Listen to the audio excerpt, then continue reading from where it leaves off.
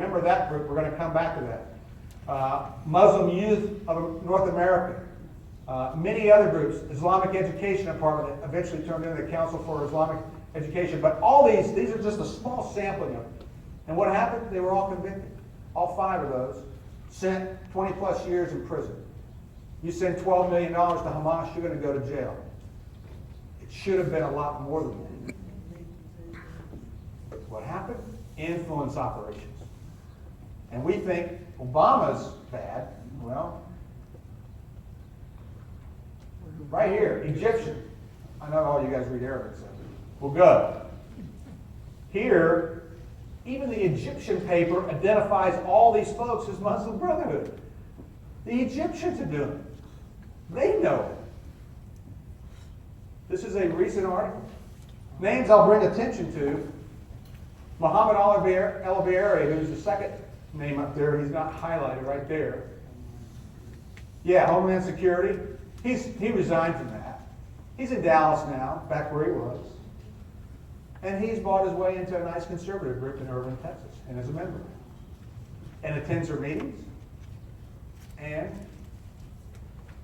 obviously, talking to people, telling them all about the nice things that Muslims do. Wonderful guy. Here's another name. I'm going to come back to here in just a second. Ibo Patel. It's this gentleman on the far right over here. Remember that name. But the name I want you to see right here, real quick, Shah Hassan. He's a special representative to the Organization of Islamic Council. You've not heard that name, OIC. You've heard of the UN. What's the second largest bloc or organization that represents countries in the world? 57 Arabic countries named the OIC. Remember the goof? It wasn't a goof, but it was a goof by Obama. When he said, I think I've been to all 57 states.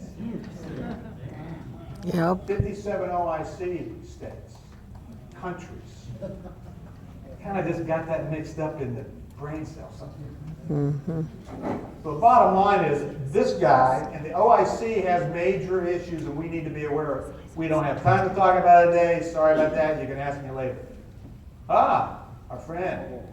Yeah, going back a little way. So it's not just Mr. Obama. And who is this gentleman? Very nice looking, very distinguished guy. Admiral Alamoudi. Came from Eritrea and came here in 1979, became a naturalized citizen in 1985. Got to know folks. Started doing a nonprofit. Actually started a nonprofit to help select chaplains. Oh my God. Was certified by the federal government because of his organizations to help choose chaplains in the military. And the man down here to the right, who knows that? Grover Norquist. That's conservative. Hey, he's a tax guy in California trying to save everybody some money on the property taxes. Good guy, yeah. He's been with the Islamists for years. And as a conservative, after Alamoudi saw that there was not going to be a Democrat in the White House, but our friend started talking, hey, I'm going to introduce you to some friends of mine, the Bushes. And he became good friends with the Bushes. Now that would have been okay, but in 2004, he just happened to be walking through Heathrow Airport with a suitcase full of $340,000 in which it was traced to a group that were trying to kill the Saudi prince. Not the way to get through customs. That's the kind of folks Al-Moody is, the Muslim Brotherhood, and that's the kind of folks Grover Norquist was working with, and that's an influence operation. You don't stop smoking overnight, you don't get the kind of things that we see around us happening overnight. It takes influence, it takes money, it takes time, and they love time because we hate time. We're in a hurry. It's tomorrow, it's the next day. For us, it's next minute, next hour. That's way too long. Saad Qutb is a leader, a thinker in the Muslim world. He was also a Muslim Student Association member in Colorado. Came back from America and said, boy, America's terrible. I'm going to write a book. And talked about milestones. And every Muslim radical reads that. Jahalali is the non-Muslims, what life was like in the Arabic world for all the non-Muslims. It was who they were. It was all the vile things. And this bridge is not to be built across it so that people on the two sides may mix with each other, but only so the people of Jahala may come over to Islam. Well, brothers, let me tell you, they put that in all the visuals. And they know their symbology, and they know their dates. 1683, September 11th, Vienna didn't fall. They made sure that that date came back again. And right here, they put the bridge up there. Muslim Public Affairs, working with law enforcement. That looks pretty good. But to every Muslim who knows milestones, that's no bridge for them to, meet in the middle. They know exactly what they're doing. Education. We're going to talk about Angelo State. We're going to talk about this right here. On the left, Harvard. On the right, Georgetown. Looks pretty nice. Prince Ali bin Talal Islamic Studies program sounds very impressive until you realize Prince Ali bin Talal was a Wahhabi out of Saudi Arabia. They've given, and if you know anything about Islam, Wahhabism is the most violent form of Islam out there. They've given over $20 million to this organization, $10 million to start up the organization, and fund it on a regular basis. Same name over there, they've got it at Georgetown. Who trains all the State Department folks in Washington, D.C.? I can tell you it's not a community college. It's Georgetown University. But that's not all. This is about symbolism. A Muslim looks at this and says, that's a mosque. Is there anything higher in that building, in that picture, than the mosque? No. There's a reason for that. This side,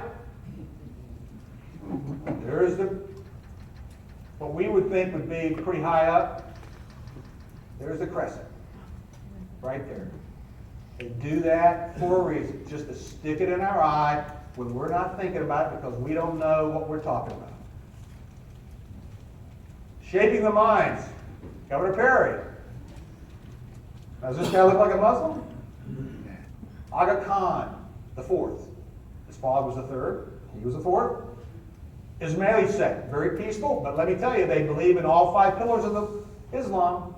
They believe it in their heart and soul. But they're not known for killing people. Well, that's a good thing to put on your resume. But at the end of the day, you don't go sign education treaties and say we're going to send our teachers go through a course that Aga Khan is going to give you because they're only going to give you the watered down version of what Islam is all about. And I know of teachers who went through that course and said, I don't think you're getting the full story here. And sure enough, they weren't. 80 teachers, 15,000 students were trained. And then it got on the internet, and whoa, it didn't go well for them. So how did they fix that? It's all about dawah, proselytizing. Well, the next time they did it, they didn't put it on the internet. They made it very quiet, and they took the teachers over to Turkey to give them the training over there, instead of doing the training here. Well, if you're a local school teacher and you're getting a free trip to Turkey, whoa, you're going to sign up for that. And when you come back, you're going to be the top dog in the school because you've been to Turkey. And you're going to talk about the Middle East, and you're going to talk about whatever they told you to talk about. Because that's what you think is the truth. And that's happening with schools, universities, all around. We just finished up a project where we reviewed 37 social studies textbooks that are proposed for the state of Texas coming up. We found over 1,500 errors in those social studies textbooks. Many of them related to Islam, but others not related to Islam. Did you know that we all live in a democracy? According to all the major publishers, until we pointed out to them, oh, by the way, excuse me, but it's a constitutional republic. And these were average citizens. 50 people changed what 5 million kids are going to study. So if you think, oh, I'm too old, because they look all like you guys. We're all old.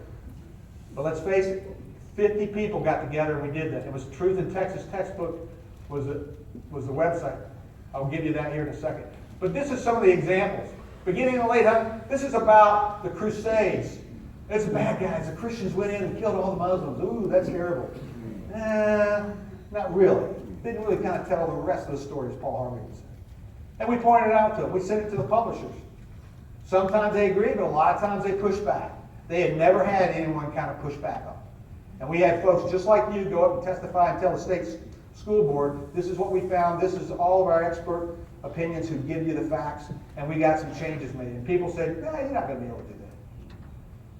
But that's the narrative, and it's a half-truth. They like to say, oh, you're just asking us to put more information. That's a request for additional information. No, if a half-truth is a half-truth, it's not additional, it's not the truth. Do whatever semantics you want. Here's another example. Oh, I may have gone too fast. Yeah, one more. 6-Day War made it sound like, holy cow, the Israelis were, it was all their fault. Nothing going on around it. And yet, we pointed out to them,